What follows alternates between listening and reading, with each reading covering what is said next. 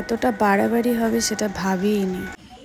Hello everyone, welcome back to my channel. আমি সুস্মিতা, তোমরা দেখছো ডেইলি ব্লগ বাই সুস্মিতা। নতুন একটা ব্লগে সবাইকে স্বাগত জানাই। আর আজকে সব জায়গায় ময়লা পরিষ্কার হচ্ছে। কি হচ্ছে তোমাদেরকে দেখাচ্ছি। তার কারণ হচ্ছে কাল থেকে আমাদের বাড়িতে মহোৎসব শুরু। এখানে অলরেডি প্যান্ডেলও শুরু হয়ে গেছে, দেখাচ্ছি। তার আগে একটু সুন্দরভাবে ইন্ট্রোটা দিয়ে দিই। আর কিছুই না, চারিদিকটা দেখে বুঝতে পারছো ওই জায়গাটা তাও গোছানো হয়ে গেছে। আমি ডাস্টবিনটা তোমাদেরকে দেখাতেই পারিনি। তো যাই হোক, ওই জায়গাটা ভাবি কালকেই গুছিয়ে ফেলেছে। আর পুরো ঘর দাবার ঠিক এরকম হয়ে আছে। আর আমার ভাইয়ের ঘর, ও মাই গড, ওটা তোমাদেরকে সাথে শেয়ার করছি। এক সেকেন্ড আগে দেখে নাও প্যান্ডেলটা। প্যান্ডেলের কিছুই হয়নি, খুঁটি পড়েছে সবাই, খুঁটি খুঁটি খুঁটি খুঁটি খুঁটি পড়েছে। এখানেই প্যান্ডেল হবে। আর এই যে মহোৎসব স্থানটা, এখানটায় আর কি ঠিকঠাক হবে আর কি। দেখাবো তোমাদেরকে সবটা। আপাতত ফিটারটা মনে হচ্ছে ফুটে গেছে, এটাকে বন্ধ করতে হবে। টুং টাকাস টাকাস আহ আহ। তোমাদের সাথে পরিচয় করাই ডাস্টবিন ঘর, তাই তো? তাও তো পরিষ্কার হয়ে গেছে। কে এখান থেকে জামা কাপড়গুলো নিয়ে গেল? তাহলে তখন তো বলবি। ভাড়া করা হয়েছে ডাস্টবিন পরিষ্কার করার জন্য। তোকে ভাড়া করা হয়েছে? ওই বস্তাটা কি জিনিস ব্ল্যাকেট মনে হচ্ছে। আচ্ছা, মোটামুটি এটা আমার ছোট ভাইয়ের ঘর। সবাই দেখে নাও, যারা আমার ছোট ভাইকে চেনো তারা বলতেই পারো, ঠিক আছে, যে এই ঘরটাকে এই বানাইছে। তুই চুপ কর। পুরো বাড়িঘর ডাস্টবিন হয়ে আছে, ডাস্টবিন।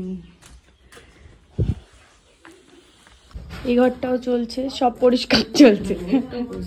কোথায় ওকে ও করবে বললো তো।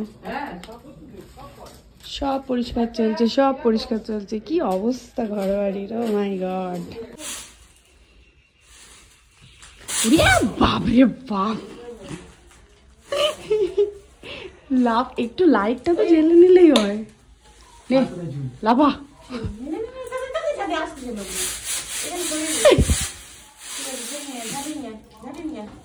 এসে গেছে, চলে আয়, চলে এখানে আছে, এখানে।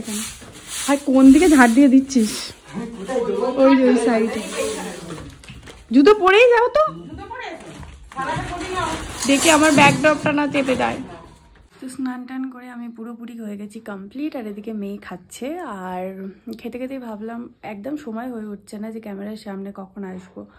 তো ইতিমধ্যে যেটা ভয় পাচ্ছিলাম ঠিক সেটাই ঘটে গেছে। তার কারণ মেয়ের একটা অ্যালার্জি বেরিয়ে গেছে। একটা বলছি কেন, মেয়ের অ্যালার্জি বেরিয়েছে, কিন্তু সেটা কি থেকে বুঝতে পারছিলাম না।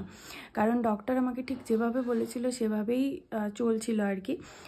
যে কোনো একটা খাবার একদিন না, পরপর 3-4 দিন দিতে বলেছিল, যাতে ওটার থেকে যদি অ্যালার্জি আসে তাহলে যেন আমি বুঝতে পারি।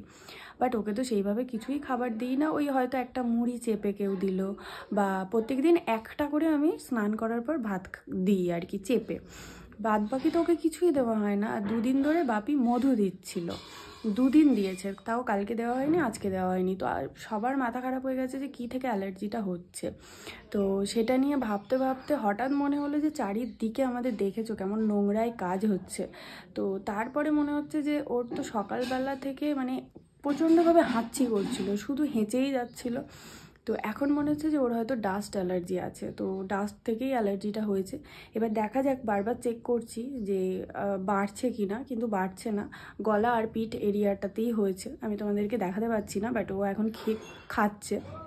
পরে অবশ্যই দেখাবো। আশা করছি যাতে দেখাতে না হয়, তার কারণ আমি আশা করছি ও তো ঘুমিয়ে গেছে, ও যাতে ঘুমিয়েই পড়ে। আর তারপরে যেন সব ঠিকঠাক হয়ে যায়। বাড়িতে একটা অনুষ্ঠানের দিন, মানে মুড আর মানে ভালোই লাগছে না আর কি। তো সবাইকে আমি মানা করছিলাম যে ওকে কোনো কিছু এটা ওটা দেবে না, আমাদের মহোৎসবটা মিটে যাক, তারপর ওর ওপরে এক্সপেরিমেন্ট করা হবে। প্রত্যেক দিন একটা একটা করে খাবার দিয়ে দেখা হবে কোনটাতে অ্যালার্জি আছে। বাট সেটাই হলো যে খাবার থেকে তো হলো না, হলো ডাস্ট থেকে অ্যালার্জি হলো। তো যাই হোক, মুড ভীষণ খারাপ, সবারই মুড খারাপ হয়ে গেছে মোটামুটি যে অ্যালার্জির জন্য। তো আই হোপ সব ঠিক হয়ে যাবে কিছুক্ষণের মধ্যেই। তো চলো, আপাতত আমি স্নান করে নিয়েছি, ওকে খাওয়ানো হয়ে গেছে, হয়ে যায়নি, চলছে। ও ঘুমিয়েও পড়েছে। ওকে ঘুম পাড়িয়ে দিয়ে মানে শুইয়ে দিয়ে আমি খেতে যাব। ততক্ষণ ওর কাছে মা বসবে। তো চলো আপাতত টাটা। প্রচণ্ড রোদ। এখানে হয়ে গেছে প্যান্ডেল। আমি ছাদের ওপর দিয়ে তোমাদেরকে দেখাই একটু। এই যে পুরো প্যান্ডেল হয়ে গেছে। নিচটা পরে দেখাবো। আমি জামা কাপড় তুলতে এসছি। পুরো দেখতে পাচ্ছি চারিদিকে জামা কাপড় ভর্তি। কাল থেকে না আজ দিনটা প্রচণ্ডভাবে খারাপ যাচ্ছে। কালকে তো হঠাৎ করে রাত 1টার সময় বিট্টু ফোন করে সোনার বাবা বাড়িতে নেই, বিট্টু বাড়ি গেছে। তো বাড়ির থেকে ফোন করে যে ওর হঠাৎ করে দম ফেলতে কষ্ট হচ্ছে, তো ওকে নিয়ে ডক্টরের কাছে গেল। যেতে বললো কিছুই প্রবলেম না, গ্যাস থেকেও হতে পারে বা ওর ওয়েটটা একটু আস্তে আস্তে বেড়ে যাচ্ছে, যার কারণেও হতে পারে। তো মানে কালকে রাতের মতো তো ঠিকঠাক ছিল, ভর্তি করতে বলছিল, বাট একটু স্টে করার পর কমে গেছে ওষুধ খাওয়ার পর। তো বাড়িতে নিয়ে যায়।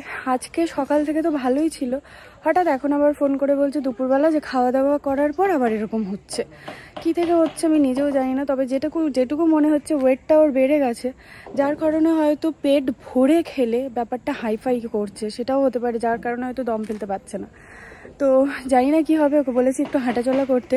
মানে মুড না পুরো বিগড়ে গেল, মানে সব কিছু মিলিয়ে মিশিয়ে মানে আর ভালোই লাগছে না। মেয়ের অ্যালার্জি, ওর ওরকম অবস্থা, আর এদিকে অনুষ্ঠান, মানে সব মিলিয়ে মিশিয়ে না পুরো দিনটা যেন চপাট হয়ে গেল। তো চলো আমি এগুলোকে তুলে নিই। সব শুকিয়ে গেছে, এত কড়া রোদ, সব শুকিয়ে গেছে। উফ, 3 দিন পর আমি জামা কাপড় কেচেছি, কাঁথা টাথা সব শুকিয়ে গেছে, মানে 3 দিন পর এত জমেছিল আর কি। চলো আপাতত তুলে নিই, টাটা। হঠাৎ করে ডক্টরের কাছে আনতে হলো, কারণ শ্বাসকষ্টটা ওর হতেই মানে থাকছে আর কি, কোনোভাবেই কমছিল না। তাই ডক্টরের কাছে চেক আপের জন্য নিয়ে চলে এলাম। এই যে চট করে আমি নিয়ে চলে এলাম। সর্বনাশ, লাইট লেগে গেছে। এই যে টিউবলাইট সব রেডি, মৎসবের জন্য সব তৈরি।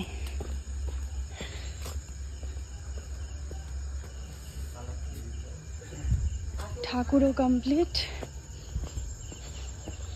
মৎসবের মানে জায়গাটাও কমপ্লিট, আরও লাইট লাগবে, সব লাইট লাগিয়ে দিয়েছে। কি মজা, লাইট।